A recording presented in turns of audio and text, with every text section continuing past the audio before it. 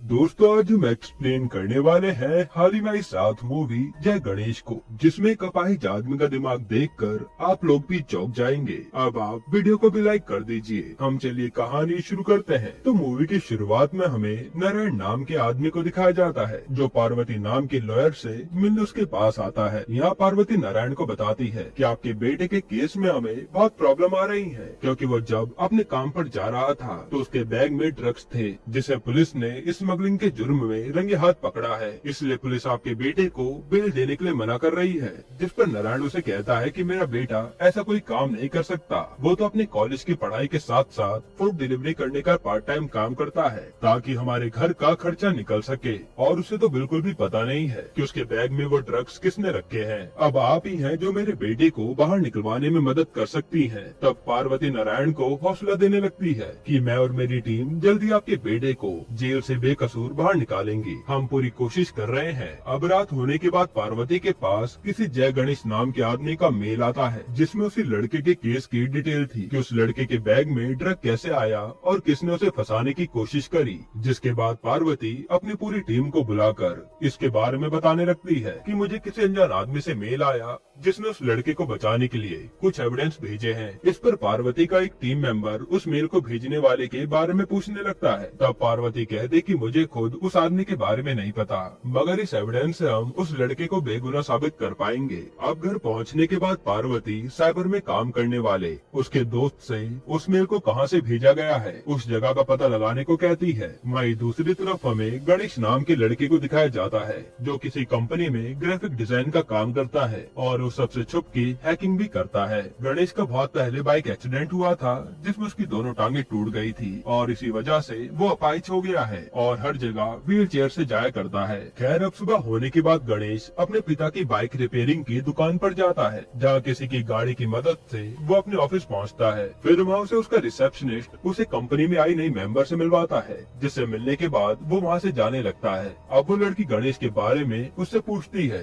कि उसकी ऐसी हालत कैसे हुई, जिस पर वो गणेश के कॉलेज के टाइम पर हुए एक्सीडेंट के बारे में बताता है। और इन दोनों की बातें गणेश सुन लेता है और वहाँ से चले जाता है। हालांकि गणेश को अच्छा नहीं लगता कि लोग उस पर तरस खाएं। अब गणेश के पास उस कंपनी का डायरेक्टर आता है, जो उसे एक एमएलए का पोस्टर बनवा के उसमें लिखवाता है कि एमएलए ने कुछ गलत काम किए हैं और उसके फेस पर वो काला पेंट करवा देता है। जिस पर गणेश अपने डायरेक्टर से एमएलए का ऐसा पोस्टर बनवाने का कारण पूछता है। तब उसका डायरेक्टर बताता है कि मैंने इस एमएलए से 20 लाख रुपए मांगे थे और अगर उसने मुझे पैसे देने से मना किया तब मैं उसका ये पोस्टर बाहर होर्डिंग पर लगवा दूंगा। जो बात सुनकर गणेश मन ही मन अपने डायरेक्टर को गाली देने लगता है कि इस एमएलए से ज्यादा तो यही आदमी गलत है। खैर, अब उसके जाने के बाद गणेश अपने लैपटॉप में उसी लड़के की न्यूज देखता है, जिसे पुलिस ने ड्रग केस में पकड़ा था और अब उसे बेकसूर करार करके जेल से रिहा कर दिया गया है। जिसको देखने के बाद वो बहुत खुश होता है, क्योंकि उसने एक बेकसूर लड़के को जेल से बाहर निकलवाया है। वो मेल पार्वती को भेजकर अब अपने घर जाते समय गणेश के पास एक अयान नाम का बच्चा आता है, जो उसके साथ हंसी मजाक करने लगता है। दरअसल जहाँ पर गणेश रहता है वहाँ पर कोई भी उससे अच्छे से बात नहीं करता, बस अयान ही है जो उसके साथ खेलता है और उसकी कंडीशन को समझता है। इन शॉर्ट कहे तो वो उसका बेस्ट फ्रेंड बन चुका है। जिसके बाद गणेश घर में अपने दोस्तों के साथ बैठकर शराब पी रहा होता है। फिर वो अपने दोस्तों को बताने लगता है कि मैंने एक कहानी लिखी है, जिसका नाम मैंने जय गणेश रखा है। फिर ये सब बताने के बाद गणेश अंदर जाकर अपनी कहानी के ऊपर डिजाइनिंग का काम शुरू कर देता है। पर तभी उसको कमरे के बाहर बहुत तेज तेज गाने की आवाज आती है, जिसे सुनकर वो बाहर आ जाता है। तो उसके दोस्त ज्यादा शराब पीकर डांस कर रहे होते हैं, जिन्हें डांस करता देख उसे अपनी हालत पर बहुत बुरा लगता है कि काश वो इन्हीं की तरह डांस कर पाता। और यही सोचकर वो रोने लगता है कि बाहर भी लोग उसकी ऐसी हालत का मजाक बनाते हैं। अब सुबह होने के बाद गणेश के पास किसी निधि पब्लिशर कंपनी से निशा का कॉल आता है, जो उसकी भेजी कहानी को बहुत अच्छा बताती है और उसे अपने पास मिलने को भी बुलाती है।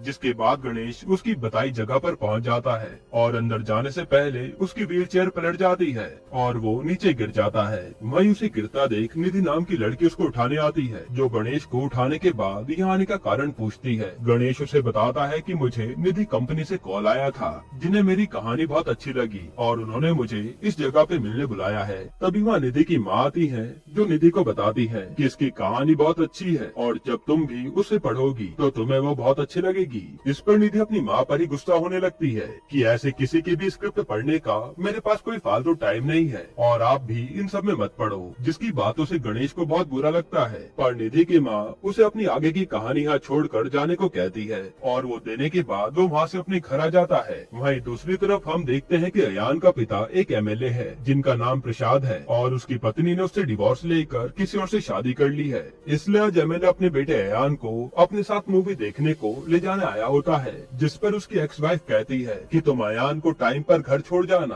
अब इसके बाद अयान और प्रसाद भी वहाँ से जाने लगते हैं, पर तभी अयान की नजर गणेश पर जाती है, जो अपने कमरे पर जा रहा होता है। तब अयान भागकर गणेश के गले लग जाता है और उसे अपना नया छाता दिखाता है। इसके बाद वो अपने पापा के साथ चले जाता है। इधर निधि की नजर गणेश की लिखी कहानी पर जाती है, जिसे वो पढ़ना शुरू करती है, जिसमें हीरो कोई और नहीं बल्कि गणेश खुद होता है और वो कहानी उसने अपने ऊपर लिखी थी, जिसकी शुरुआत में गणेश अपने पापा की बाइक लेकर कॉलेज जाता है, जहाँ पहुँचने से पहले ही उसका एक्सीडेंट हो जाता है और उसमें उसकी दोनों टांगे टूट जाती हैं। उसके बाद वो अपनी जान देने के लिए एक तालाब पर जाता है, पर वो अपनी जान भी नहीं दे पाता। फिर उसको परेशान देखकर उसके पिता उसे समझाने लगते हैं कि तुम्हारे बस दो पैर ही तो काम नहीं कर रहे, बाकी पूरी बॉडी तो तुम्हारी अच्छे से काम कर रही है, तो तुम उसका यूज करके कुछ ऐसा बनकर दिखाओ जिससे सभी लोग तुम पर नाच करें। इसी तरह से पूरी कहानी मोटिवेशन से भरी हुई थी। अब कहानी पूरी पढ़ने के बाद निधि अपनी माँ के पास जाकर उसकी काफी तारीफ करने लगती है और कहानी को पब्लिश करने के लिए कहती है, जिस पर उसकी माँ उसे बताती है कि तुम्हारे पापा भी उसी की तरह ऐसी कहानियाँ लिखा करते थे और जब मैंने गणेश की लिखी कहानी पढ़ी तो मुझे तुम्हारे पापा की ही याद आ गई,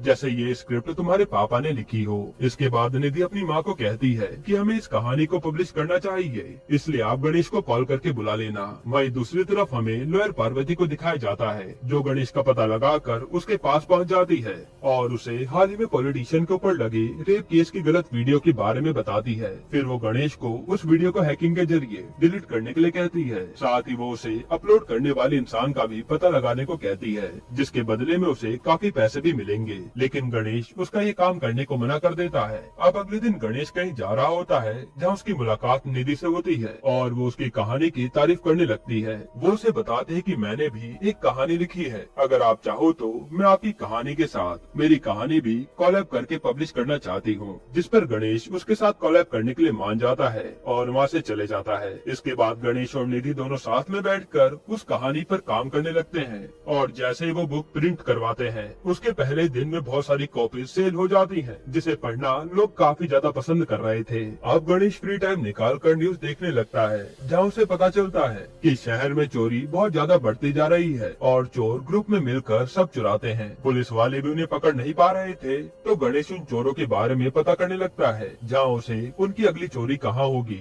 उसके बारे में पता चल जाता है। इसके बाद वो थाने में कॉल करके उन सभी चोरों की अगली चोरी के बारे में बताता है कि उनका अगला टारगेट अब यहाँ के एमएलए के घर का है, जिस पर वो पुलिस ऑफिसर उसके बारे में पूछता है, पर वो उसे कुछ भी बिना बताए फोन काट देता है। अब अगले दिन गणेश ऑफिस में बैठकर न्यूज देख रहा था कि पुलिस वालों ने उसकी बताई जगह से चोर को नहीं पकड़ा, बल्कि किसी ऐसे राह चलते चोर को पकड़ लिया है। तब गणेश फिर से थाने में कॉल करके बताने लगता है कि ये वो चोर नहीं है जिसके बारे में मैंने आपको बताया था, बल्कि ये तो कोई ऐसे ही छोटा मोटा चोर है। जिस पर पुलिस वाला कहता है कि हम किसी के कहने पर ही अपना टाइम वेस्ट नहीं कर सकते और आपने तो हमें अपने बारे में कुछ भी नहीं बताया था, तो हम आप पर कैसे यकीन कर लेते। जिसके बाद गणेश ये सारी बात बताने निधि के पास जाता है, पर वो भी इसमें उसकी हेल्प करने के लिए मना कर देती है। अब गणेश घर आने लगता है और उसे काफी बुरा लग रहा होता है, क्योंकि उसकी सारी मेहनत बेकार हो गई थी। पर तभी उसके पास अयान आता है, जिससे गणेश बात करने को मना कर देता है। पर जाते वक्त अयान उसे बताता है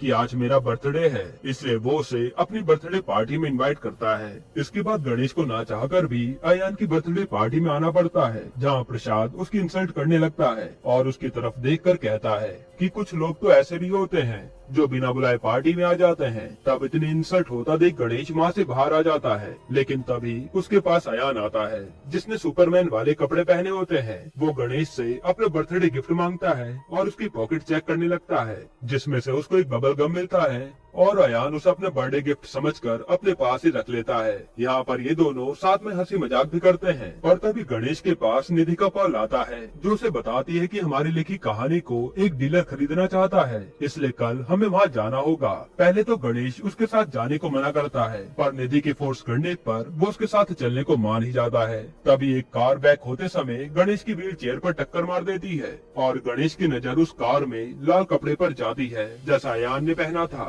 और हमें पता चलता है कि कार में किडनैपर अयान को किडनैप करके वहाँ से भाग रहा है। तब गणेश उसका पीछा करने लगता है और बहुत जोर जोर से हेल्प के लिए चिल्लाता है, लेकिन तब तक तो किडनैपर वहाँ से भाग जाता है। इसके थोड़ी देर बाद वहाँ पुलिस आती है जो गणेश से अयान के किडनैपर के बारे में पूछने लगती है, जिस पर गणेश उनको किडनैपर की सारी डिटेल बता देता है, जैसे उसकी कार कौन सी कलर की थी, उसने फेस पर मास्क पहना था और उसकी कार का नंबर क्या था। फिर कार के नंबर की हेल्प से पुलिस जल्दी से उस कार के पास पहुँच जाती है जो किडनैपर ने शहर से बहुत दूर एक गाँव के पास खड़ी रखी थी, पर उसमें ना तो अयान था और न ही किडनैपर। इसके बाद थाने में सब लोग बस अयान को ढूंढने में लगे रहते हैं। फिर उनका सीनियर गणेश को बुलाकर उस किडनैपर का फेस याद करने को कहता है ताकि वो उसका स्केच बनवा पाए, जिस पर गणेश उन्हें बताता है कि मैं खुद एक ग्राफिक डिजाइनर हूँ और आप मुझे थोड़ा टाइम दीजिए, मैं खुद उस किडनैपर का चेहरा बना दूंगा। अब गणेश उस किडनैपर का चेहरा बनाना शुरू करता है। वहीं दूसरी तरफ पुलिस वाले भी पूरे शहर का कैमरा चेक करने लगते हैं, पर उन्हें उसमें कुछ भी नहीं मिलता। जिसके बाद गणेश अपने स्केच पूरा करके पूरे शहर की सीसीटीवी फुटेज चेक करने लगता है, जिसे देखने में काफी घंटे बीत जाते हैं और आखिरकार गणेश को वो आदमी कैमरा में दिख जाता है। इसके बाद पूरी पुलिस की टीम उसकी कार को हर तरफ ढूंढना शुरू करती है और आखिर में वो भी उन्हें मिल जाती है, पर किडनैपर ने यहाँ भी पुलिस वालों के दिमाग के साथ खेला होता है जो अपनी कार दूर दूर छोड़कर उन्हें भटका रहा था। अब गणेश पुलिस वाले से परमिशन लेकर एक लैपटॉप में उस किडनैपर के चेहरे को विदाउट मास्क बनाना शुरू करता है और ऐसे 10 घंटे बाद वो अपनी पूरी मेहनत से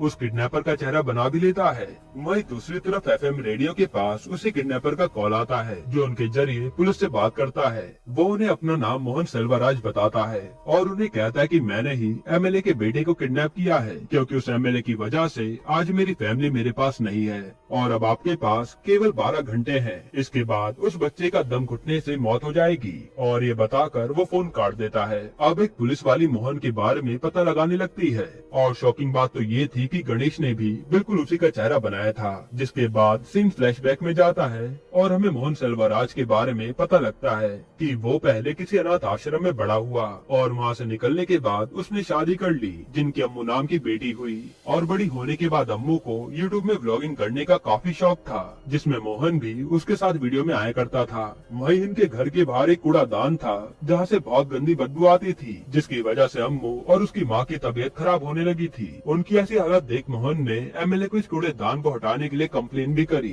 पर उस एमएलए ने उसके खिलाफ कोई भी एक्शन नहीं लिया। फिर कुछ टाइम बाद अम्मू की माँ की मौत हो गई और उसके थोड़े टाइम बाद अम्मू भी इसी वजह से भगवान के पास चली गई। फिर जब पुलिस वाले अम्मू के यूट्यूब चैनल पर देखते हैं तो उन्हें पता चलता है कि अम्मू ने उसकी ये प्रॉब्लम के बारे में सबको बताया था, पर फिर भी इसके खिलाफ कोई एक्शन नहीं लिया गया। जिसके बाद मोहन ने अपनी फैमिली का बदला लेने के लिए उस एमएलए के बेटे को किडनैप करने की प्लानिंग शुरू कर दी और वो उसमें सफल भी हो गया। अब मोहन अम्मू के यूट्यूब चैनल पर लाइव आता है, जिसका ऐसा बिहेवियर देखकर पुलिस वाले समझ जाते हैं कि मोहन अब पूरी तरह से पागल हो चुका है, जिसे किसी भी हाल में बदला लेना है। उसके बाद मोहन अपने पास एक इंजेक्शन निकालता है और पुलिस वालों को लगता है कि ये इंजेक्शन वो अयान को लगाएगा। ये देखकर पुलिस वालों की टीम जल्दी से उसके घर पहुंच जाती है और जब वो वहाँ पहुँचते हैं तो देखते हैं कि यहाँ तो मोहन की लाश पड़ी है और वो इंजेक्शन उसने अपने लिए ही बनाया था ताकि पुलिस के आने से पहले ही वो मर जाए। अब मोहन की लाश देखने के बाद पुलिस को भी समझ नहीं आता कि उसने अयान को कहाँ छुपा रखा है। इधर गणेश मोहन के बारे में पता लगाने लगता है, जिसने हाल ही में बहुत खतरनाक गैस खरीदी थी। साथ ही गणेश उसकी बैंक ट्रांसफर के बारे में भी पता लगाता है, तो उसने मरने से पहले एक पुराने थिएटर को खरीदा होता है। जिसके बाद गणेश ये सारी बात सीनियर पुलिस ऑफिसर को बताता है कि मोहन ने हाल ही में एक पुराना थिएटर खरीदा है और हो सकता है कि उसने अयान को वहीं पर छुपाया हो। जिस पर वो ऑफिसर पूछता है कि तुम्हें ये सब कैसे पता। तब गणेश बताता है कि उसने मोहन की हर चीज को हैक कर लिया है। वहीं दूसरी तरफ हमें अयान को दिखाया जाता है जो बेहोशी से उठने के बाद अपने आप को एक कमरे में बंद पाता है और वो बहुत रोने लगता है। पर तभी अयान के उस रूम से पुलिस वालों को वीडियो कॉल जाती है, जिसे देखकर उन लोगों के भी होश उड़ जाते हैं। दरअसल मोहन ने ये सब इसलिए किया था ताकि वो एमएलए अपने बेटे को अपनी आंखों के सामने मरता देखे। इधर अयान रोते रोते अपने पापा को कहता है कि पापा मुझे बचा लो। वहीं दूसरी तरफ पुलिस अपनी पूरी टीम के साथ थिएटर पहुंच जाती है और हर जगह देखने लगती है, पर वहाँ तो उन्हें कुछ भी नहीं मिलता। फिर गणेश उस सीनियर ऑफिसर से मोहन का लैपटॉप मांगता है और फिर वो उस वीडियो कॉल आने वाली जगह का पता लगाने लगता है। तब उसे मोहन के लैपटॉप में पता चलता है कि उसने एक तमस्कर नाम के आदमी के घर फूड डिलीवरी करवाई थी। साथ ही उसे ये भी पता चलता है कि मोहन ने हाल ही में तमस्कर को पैसे ट्रांसफर किए थे, जिसके बाद वो सीनियर ऑफिसर से उस तमस्कर के घर को चेक करने के लिए कहता है। फिर वहाँ पुलिस वाले पहुंचकर उसके घर के कमरे को चेक करते हैं, पर उन्हें वहाँ पर भी अयान नहीं मिलता। इधर अयान की ऐसी बुरी हालत देखकर वो एमएलए गणेश पर गुस्सा होने लगता है कि तुम किस टाइप के हैकर हो जब तुमसे मेरे बेटे के बारे में ही पता नहीं लगाया जा रहा। तब गणेश भी निराश होकर अपने घर वापस आ जाता है और सारी चीजों को रिकॉल करने लगता है। तभी उसके दिमाग में फूड डिलीवरी कहाँ से हुई उसकी जगह का पता लगाने का आइडिया आता है, तो वो अपने काम पर दोबारा लग जाता है। यहाँ उसे पता चलता है कि फूड जहाँ से डिलीवर हुआ था उसके कुछ दिन पहले मोहन वहाँ किसी आदमी से मिलने आया था, जिसके बाद वो जल्दी से टैक्सी करके उस रेस्टोरेंट पर पहुँच जाता है और वहाँ वो रेस्टोरेंट के मालिक से मोहन के साथ बैठे उस आदमी के बारे में पता करता है। तो वो बताता है कि ये राजशेखर है, ये हमारे रेस्टोरेंट में बहुत बार आया करते हैं। जिसके बाद वो राजशेखर के असिस्टेंट को कॉल करता है, जो उसे बताता है कि राजशेखर सर अभी इंडिया में नहीं है, वो तो काम के सिलसिले में बाहर गए हैं। अब राजशेखर एक इंजीनियर था, तो गणेश उसके असिस्टेंट से हाल ही में उसके द्वारा किए गए काम के बारे में पूछने लगता है। तो वो बताता है कि राजशेखर ने अभी हाल ही में कन्नौर के होटल में काम किया है। जिसके बाद गणेश जल्दी से उसी टैक्सी में बैठकर कन्नौर जाने लगता है और उसी होटल में पहुंच जाता है। यहाँ उसे पता चलता है कि राजशेखर ने यहाँ पर एक ऐसा रूम बनाया है जो सिर्फ उसी के फेस से खुलेगा और उसे कोई तोड़ भी नहीं सकता। इधर अयान की हालत काफी बुरी हो जाती है और वो बेहोश हो जाता है, जिसे देखकर ऐसा लग रहा था कि उसकी कभी भी जान जा सकती है। तब गणेश अपनी हैकिंग की मदद से अपने फेस पर राजशेखर का चेहरा बनाता है और बहुत ही हिम्मत करके खड़ा होता है और अपना फेस उस मशीन पर लगाता है, जिससे उस रूम का लॉक खुल जाता है और वो अयान को बचा लेता है। यहाँ अयान को सही सलामत देखकर गणेश रोने लगता है। इसके बाद पुलिस वाले मीडिया को बताते हैं कि हमने अयान को बचा लिया है और उसे हॉस्पिटल में एडमिट करवा दिया है। हालांकि अब इसके बाद न्यूज में गणेश के बारे में चर्चा होने लगी थी कि एक अपाहिज लड़के ने कैसे अयान को बचाया है। जिसके बाद गणेश और निधि की लिखी बुक को इन्वेस्टर मिल जाता है और वो बहुत बड़े आदमी बन जाते हैं। इसी के साथ ये मूवी यहीं पर खत्म होती है। दोस्तों, आपको ये मूवी कैसी लगी हमें कमेंट में जरूर बताइएगा और इसके अलावा आप कौन सी मूवी का एक्सप्लेनेशन चाहते हैं वो भी कमेंट कीजिएगा। बाकी अगर आपको हाल ही में आई कमाल की मूवी देखनी है तो आप ये वीडियो देख लीजिए।